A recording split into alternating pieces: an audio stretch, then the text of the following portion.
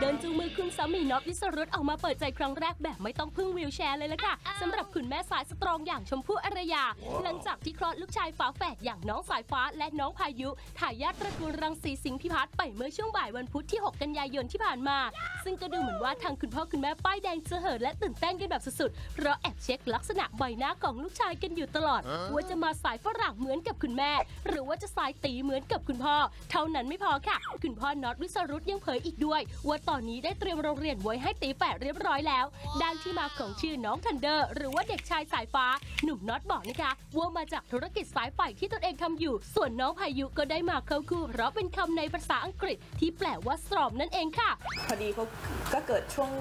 มรสุมข้างพอดีแล้วก็ได้ตามเรื่องที่พ่อเขาอยากได้ด้วยพอเขาออกมาเขาก็เหมือนอวัยวะข้างในเขาทุกอย่างคือเขาฟังก์ชันได้หมดอะไรเงี้ยแล้วก็น้ำหนักได้อะไรปอดหัวใจอะไรเงี้ยเขาแบบเดเวลลอปมาแล้วแบบเต็มที่แล้วก็คือมันสบายใจเราไม่ต้องออกมาแล้วก็ติดเครื่องไม้เครื่องมืออะไรช่วยเขามากมายอะไรเงี้ยแต่ตอนนี้คือ priority ชมก็คือตอนนี้คือเรื่องน้ำนมอันดับหนึ่งเลยก็ทั้งเราแล้วก็ทั้งเขาก็ยังเรียนรู้กันอยู่อะไรเงี้ยค่ะแล้วก็นมมันก็อาจจะยังไม่ค่อยเป็นเวลาตอนนี้อะไรเงี้ยอยากให้มันแบบว่าเปแล้วค่อยกลับบ้านอยากให้ลูกเข้าวงการไหมคะ